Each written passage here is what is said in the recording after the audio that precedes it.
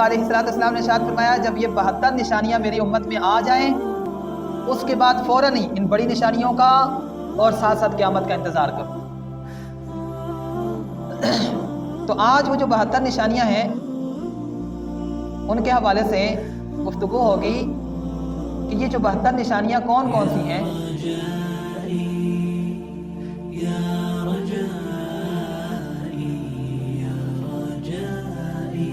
تو 72 نشانیاں کون کون سی ہیں ان نشانیوں کے حوالے سے ذکر ہوگا۔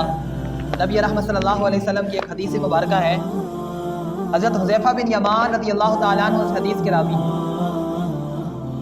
آپ رضی اللہ تعالیٰ عنہ فرماتے ہیں نبی رحمت صلی اللہ علیہ وسلم نے ارشاد فرمایا اذا رأیتم الناس اماتوا الصلاۃ، کہ جب تم دیکھو لوگوں کو کہ لوگ نمازوں کو ضائع کرنا شروع کر دیں، پہلی نشانی آقا علیہ السلام نے جو بیان فرمائی ہے وہ یہ ہے کہ نمازوں کو ضائع کرنا شروع کر دیں۔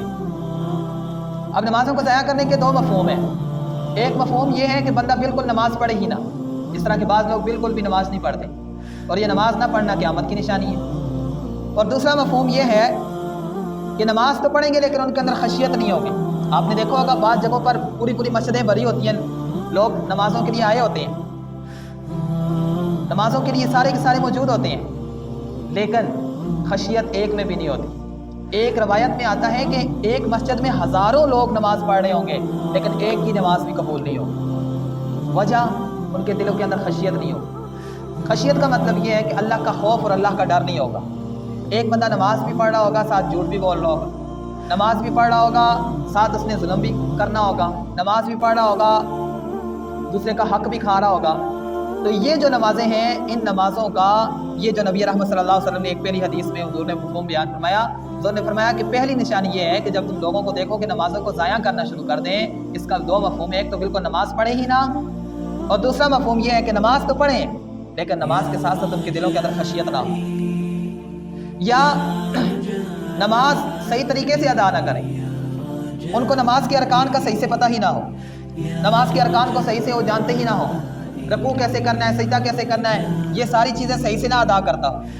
تو اب اس صورت میں بھی نبی رحمت صلی اللہ علیہ وسلم نے ارشاد فرمایا، آقا علیہ السلام کی ایک حدیث مبارکہ ہے کہ کچھ لوگ ہیں، ایک بندہ نماز پڑھتا ہے، جب اس نماز کو پڑھا جاتا ہے تو اس کو جب وہ اوپر کو جاتی ہے وہ نماز تو اس کو ایک گندے کپڑے کے اندر لپیٹ کر جس نمازی نے وہ نماز پڑھی اس کے دوبارہ منہ پہ جا کے مار دی جاتی ہے۔ وجہ اس کے اندر وہ نہ رکوع کا خیال رکھتا ہے، نہ سجود کا خیال رکھتا ہے، تعدیل انکار کا خیال نہیں رکھتا، اس وجہ سے اس کی نماز قبول نہیں ہوتی۔ اور بعض وجہ یہ بھی ہے کہ ارکان اسلام سے دور ہی ہے، بندے کو دین سے دور ہے، اس کو نماز کے ارکان کا، نماز کی تعلیمات کا صحیح سے پتہ نہیں ہوتا، وہ اگر نماز پڑھتا بھی ہے تو اس کی نماز قبول نہیں ہوتی۔ تو پہلی نشانی نبی رحمت صلی اللہ علیہ وسلم نے ارشاد فرمایا 72 نشانیوں میں سے پہلی کہ نمازوں کو ضائع کرنا یہ بھی قیامت کی نشانیوں میں سے ایک نشانی ہو۔ دوسری آقا علیہ السلام نے ارشاد فرمایا ادا الامانت، لوگ امانت کو ضائع کرنا شروع کر دیں۔ خود آپ اپنے معاشرے میں چیک کر لیں کتنے لوگ ہیں جو امانت کا خیال نہیں رکھتے، امانت کو جو ہے اس کے اندر اس کا خیال نہیں رکھا جاتا، اس کو ضائع کیا جاتا۔ تیسری نشانی نبی رحمت صلی اللہ علیہ وسلم نے ارشاد فرمایا آکل الربا، سود عام ہو جائے گا، لوگ سود کھانا شروع کر دیں گے۔ بلکہ ایک حدیث کا مفہوم ہے، آقا علیہ السلام نے ارشاد فرمایا کہ ہر گھر کے اندر سود کی بدبو پہنچ جائے گی لیکن اس کا نام تبدیل کر دیا جائے۔ ہر گھر کے اندر سود موجود ہوگا لیکن اس کو سود کوئی نہیں کہے گا، اس کا نام تبدیل کر کے بھائی یہ فلاں قسم کی رقم ہے، یہ لاٹری کی رقم ہے، یہ فلاں چیز کی رقم ہے، یعنی اس کا نام چینج کر کے اس کو استعمال کیا جا رہا ہوگا۔ لیکن نبی رحمت صلی اللہ علیہ وسلم نے ارشاد فرمایا قرب قیامت ہر گھر میں سود پہنچ جائے۔ ایک اور روایت میں آتا ہے کہ سود کے چھینٹوں سے بھی لوگ محفوظ نہیں رہیں گے۔ اور سود کا گناہ کتنا ہے کہ آقا علیہ السلام نے ارشاد فرمایا کہ 1 روپیہ سود کا کھانا اس کا گناہ کتنا ہے۔ نبی رحمت صلی اللہ علیہ وسلم نے فرمایا کہ اگر کوئی بندہ 1 روپیہ سود کا کھاتا ہے اس کا گناہ اتنا بڑا ہے جس طرح کہ کوئی بندہ بیت اللہ شریف میں، ایک روایت میں آتا ہے 36 مرتبہ اپنی والدہ سے زنا کرے، اور ایک روایت میں آتا ہے کہ 40 مرتبہ اپنی والدہ سے زنا کرے، اتنا بڑا عذاب، اتنا بڑا گناہ ہے 1 روپیہ سود کا کھانا۔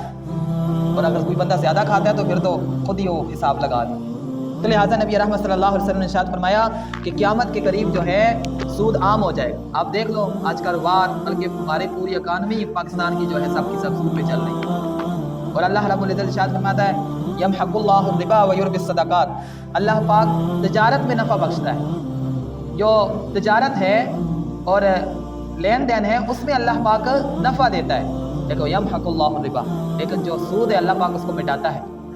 دو چیزیں ایسی ہیں جس کے بارے میں اللہ رب العزت نے جنگ کا اعلان فرمایا ہے اور سزائیں بیان فرمائی ہیں، لیکن دو چیزیں ایسی ہیں جس میں اللہ رب العزت نے ارشاد فرمایا کہ اگر کسی نے دو ایسی چیزیں کی ان کے ساتھ میرا اعلان جنگ، ایک من عاد لی ولیا فقد اذنتہ بالحرب، اللہ رب العزت حدیث قدسی ہے، اللہ رب العزت نے ارشاد فرمایا کہ جو بندہ میرے کسی ولی سے، میرے کسی دوست سے بغض رکھتا ہے، دشمنی کرتا ہے، میں اس کو اعلان جنگ کرتا ہوں، میں اس کے ساتھ اعلان جنگ کرتا ہوں۔ اور دوسرا سود خور کے خلاف اللہ رب العزت اعلان جنگ فرماتا ہے، تو یہ ایسا چیز ہے۔ تو آقا علیہ السلام نے فرمایا تیسری نشانی یہ ہے واکل الربا، سود عام ہو جائے گا، لوگ سود کھانا شروع کر دیں گے۔ چوتھی نشانی واستحل الکذب، جھوٹ حلال ہو جائے گا، لوگ جھوٹ، حالانکہ کبیرہ گناہ ہے، عظیم جرم ہے، لیکن آج آپ دیکھیں بات بات پہ جھوٹ بولا جا رہا ہوتا ہے، لیکن کسی کو یہ محسوس بھی نہیں ہو رہا ہوتا کہ جناب یہ جھوٹ جو ہے گناہ ہے، کبیرہ گناہ۔ جب بندہ جھوٹ بولتا ہے، قرآن کے اندر کیا آیا ہے کہ جھوٹے پر اللہ کی لعنت ہے، تو جب بندہ جھوٹ بولتا ہے تو مجھے بتاؤ کہ اس کے اوپر رحمت کہاں سے آئے گی؟ لعنت کا مطلب یہ ہوتا ہے اللہ کی رحمت دور ہو جانا۔ تو جھوٹ سب سے بڑا گناہ، جھوٹ اب کبیرہ گناہ۔ آقا علیہ السلام کے سامنے ایک صحابی آیا، انہیں عرض کیا رسول اللہ میں غیبت بھی کرتا ہوں، میرے اندر فلاں فلاں فلاں فلاں گناہ ہے اور میرے اندر جھوٹ بھی ہے۔ نبی رحمت صلی اللہ علیہ وسلم نے ارشاد فرمایا میں تمہیں ایک نسخہ بتاتا ہوں، تم اس پر عمل کرو سارے گناہ چھوٹ جائیں گے تم سے۔ انہوں نے کہا یا رسول اللہ صلی اللہ علیہ وسلم کیا نسخہ ہے؟ آقا علیہ السلام نے ارشاد فرمایا تم مجھ سے وعدہ کرو کہ تم جھوٹ نہیں بولو گے اور گناہ تم سے خود ہی دور ہو جائیں گے۔ انہوں نے کہا یہ تو بہت آسان بات ہے، ٹھیک ہے۔ حضور سے وعدہ کر گیا، چلا گیا، جب گھر گیا تو دل کیا کوئی گناہ کرنے کا، تو ایک دم خیال آیا کہ اگر میں نے گناہ کیا، حضور کے پاس گیا، نبی پاک صلی اللہ علیہ وسلم نے دوبارہ پوچھ لیا کہ جناب تو نے یہ گناہ تو نہیں کیا، تو میں جھوٹ بھی تو نہیں بول سکتا کیونکہ حضور سے وعدہ کیا ہوا ہے، سچ بولنا پڑے گا، اور اگر سچ بولا تو شرمندگی ہوگی حضور کے سامنے۔ اب یہ جھوٹ کا لفظ اس کے دماغ میں تھا، ذہن میں تھا، انہوں نے کہا جھوٹ نہیں بولنا، گناہ چھوڑ دی۔ کرتے کرتے کرتے جب بھی گناہ کرنے لگتا سامنے جھوٹ والی بات آ جاتی، اگر میں نے گناہ کیا حضور نے پوچھ لیا تو میں جھوٹ بولوں گا، تو پھر حضور سے وعدہ کیا جھوٹ تو بول نہیں سکتا، تو اگر بول دیا تو شرمندگی ہوگی۔ کرتے کرتے کچھ عرصے میں اس صحابی سے سارے گناہ چھوٹے۔ تو یہ جھوٹ جو ہے اگر بندہ اس کو چھوڑ دے تو سارے کے سارے گناہ دور ہو جاتے۔ تو لہٰذا نبی رحمت صلی اللہ علیہ وسلم نے ارشاد فرمایا ایک نشانی یہ ہے 72 نشانیوں میں سے کہ جھوٹ کو حلال سمجھا جائے گا۔ چھٹی نشانی آقا علیہ السلام نے ارشاد فرمایا واستخفوا بالدماء، کہ خونوں کو قتل کرنے کو بہت ہلکا سمجھا جائے، یعنی قتل کرنے کو کوئی بات ہی نہیں سمجھا جائے۔ آپ کے ذہنوں میں ہوگا پہلے لوگ نا قتل کو بڑا جرم سمجھے، لیکن آج کل بات بات پہ تھوڑی تھوڑی بات پہ لڑائیوں پہ بس گولی نکالی اٹھا بندہ مار دیا۔ پھر اس کے بعد فخراً انداز میں بندے بات کر رہے ہوتے ہیں وہ کیا ہوا چلے جائیں گے جیل گزار لیں گے۔ آپ نے دیکھا ہوگا لوگوں کی باتیں ہوتی ہیں آپس میں گفتگو کر رہے ہوتے ہیں اور اسی مار کے بھائی اندر ٹوٹ جائیں گے ویکھ لیں گے جناب۔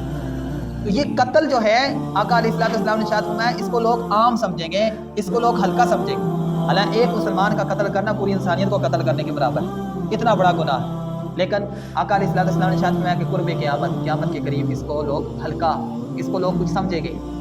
ساتویں نشانی نبی پاک صلی اللہ علیہ وسلم نے ارشاد فرمایا وَاسْتَعْلُوا الْبِنَاءَ، لمبی بڑی بڑی عمارتیں بنائیں، بڑی بڑی عمارتیں بنائیں، بلکہ نبی رحمت صلی اللہ علیہ وسلم نے ارشاد فرمایا وَيَتَفَاعَلُونَ فِي الْبُنْيَانِ، عمارتیں نہیں بلکہ ایک دوسرے سے مقابلہ کریں گے۔ ایک نے ایک کوٹھی بنائی ہے 1 منزلہ، دوسرے نے 2 منزلیں بنا دی، اس نے 3 منزلیں بنا دی، اس نے 4 منزلیں بنا کے اوپر ٹینکی لمبی بنا دی، بھائی میرا جو ہے نا کوٹھا سب سے اونچا ہے۔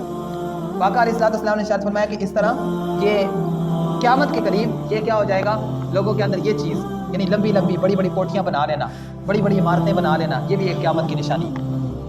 اس طرح آقا علیہ السلام نے ارشاد فرمایا 8ویں نشانی وباء الدین بالدنیا، دین کو دنیا کے بدلے بیچا جائے گا، دین کو دنیا کے بدلے بیچا جائے گا۔ اور یہ چیز جو ہے نا علماء اور فقہاء اور مولویوں کے اندر بہت زیادہ ہے۔ قرآن پڑھائیں گے تو پھر بھی پیسے لیں گے، مسجدوں کے اندر پھر بھی پیسے، جس طریقے سے ان کو موقع ملتا ہے اس طرح لوگوں سے پیسے نکلوائیں گے، دین کو کیا کریں گے دنیا کے بدلے بیچ رہے ہوں گے۔ لیکن آج کل تو یہ ہے نا کہ ایک امام مسجد اگر ہے، مسجد میں ڈپٹی دے رہا ہے، تو اس نے اگر ڈپٹی دینی ہے تو پھر کمانا بھی تو ہے، تو وہ مقتدیوں کا حق ہے کہ وہ اس کی خدمت کریں۔